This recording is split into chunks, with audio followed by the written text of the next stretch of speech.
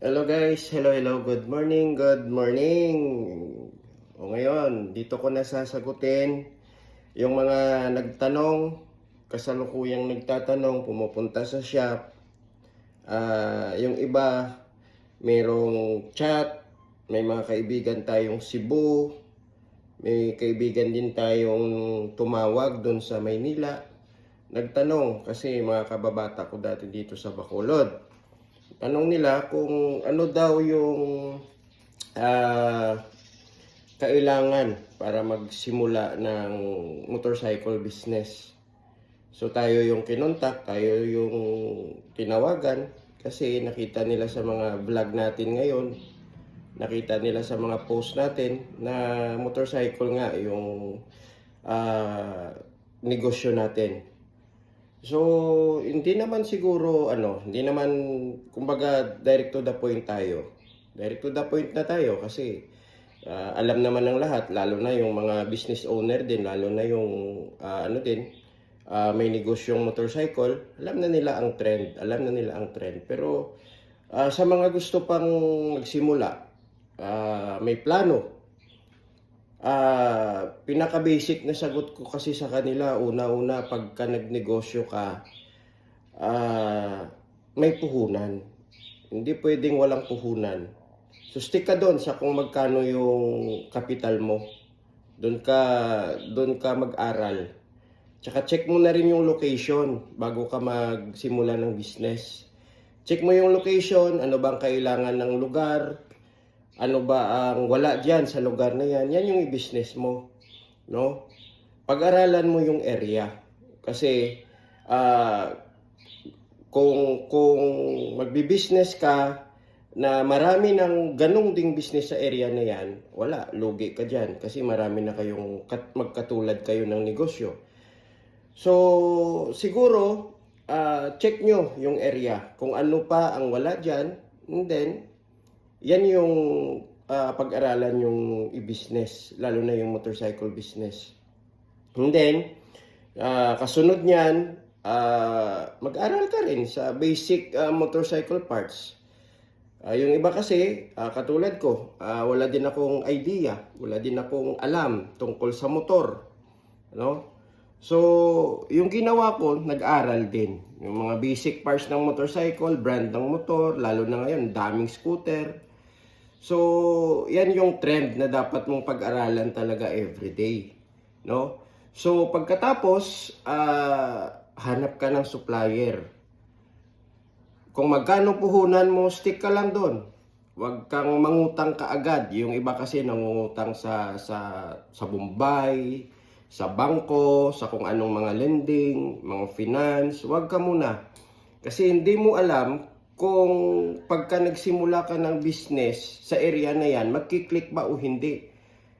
Paano kung hindi mag-click? Ayun, na problema ka tuloy. So, stick ka doon sa kung magkano lang talaga yung kapital mo. Magsimula ka sa maliit. Tayo nagsimula din sa maliit. Ang simula natin, 30,000 lang yung kapital na sinimulan ko. Hanggang hirap talaga, hindi maiwasan. Nagsubok, dami. Muntik nang mag-close. Pero tuloy-tuloy lang, everyday. Kahit walang benta, okay lang. Magbukas ka lang, magbenta ka lang, mag-aral ka lang. Sa tiyaga, at saka yung PR natin sa customer, kung anong kailangan, ibigay natin. So, paunti-unti. Paunti-unti. Pagka ma-experience mo yan, makakita ka na ng supplier, ganon. Alam mo na yung mga piyesa na pwede mong gamitin. So, in time, lalago yan. And then, huwag kang magbisyo.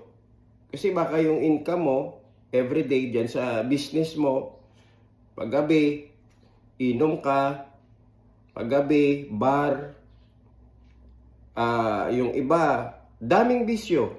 Kaya siguro ganon.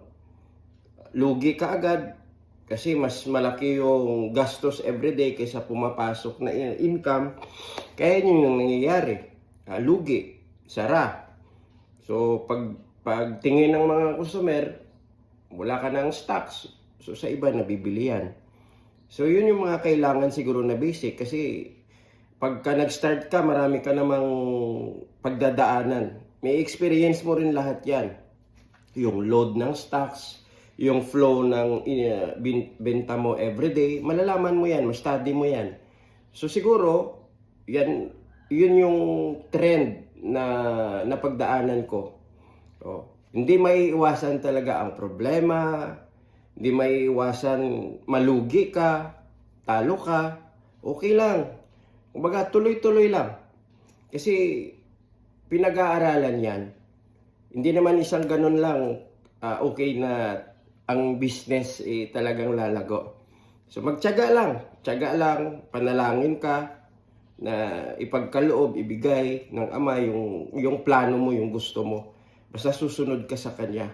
Yan lang yung sikreto ko na hanggang ngayon, yan yung ginagawa ko, no? Panalangin pa rin kasi hindi naman natin hawak, 'di ba? So sino man ang gustong mag-business ng motorcycle, kahit ako, may mga kaibigan na ako ngayon na natulungan na. Malalaki na rin yung ano nila, yung shop nila. Kaya ano lang, yung sabi ko sa kanila, wag lang itigil, continue lang. Malalagpasan yan, yung mga problema sa negosyo, andyan yan. Wag itigil, diretso lang talaga. Ano man ang dumating, magpakatibay. Kasi tinahak mo ay hindi madali. Negosyo to, no? So, andyan yung integridad, kredibilidad. Andyan, sa negosyo, talagang dyan mo may experience lahat. Kaya sino man ang may balak, gusto pang mag-business, alam din yung mga motorcycle business store owner yan, yung trend ng ganon, hindi talaga.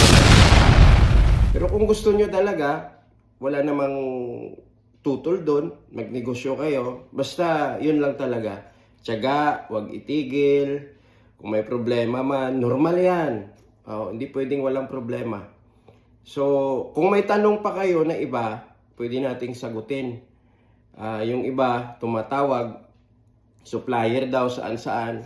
Hindi naman tayo basta-basta nagbibigay kasi nga, yan din yung hawak natin. Yung mga kaibigan natin ng mga supplier. Wag lang silain yung pangalan mo doon, lalo na sa bangko. Pagka may bangko ka na, kaibiganin mo yung bangko kasi makakatulong yan sa'yo. So, sa iba pa, hindi natin mauubos. Unti-unti masasagot yung mga question ninyo, katanungan ninyo, no? So sa kasalukuyan sa akin ngayon, 3 shop yung minomonitor natin. May mga tao na tayo, 13 na sila. 13 na yung mga mechanics natin, may mga partsman tayo. So paunti-unti pa rin. Kung ano ang napagdadaanan nung simula, ay hindi mo mapagdaanan, lalo na ngayon, mas mahirap. Hindi madali. Pero pagka, yun nga, sinuswerte, kasi yung sabi ng iba, swerte daw. Tayo naman, hindi basta-basta naniniwala kasi sa swerte.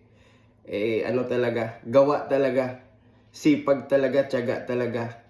Pag ganun ka, siguro, pwede, swerte na yon. Pero andun na yung kaakibat, matatag ka sa pumapasok na problema. Dami mo mapagdaanan, pero challenging yan. Pagka napagdaanan mo yan, napagtagumpayan mo yan, lalago ang negosyo, siguradong makakatulong. Hindi lang sa'yo, sa pamilya mo, sa ibang tao. Lalo na yung sa mga customer natin. No? So grind lang ng grind. Believe ako sa inyo, believe ako sa iyo, kung sino ka man ang magsisimula.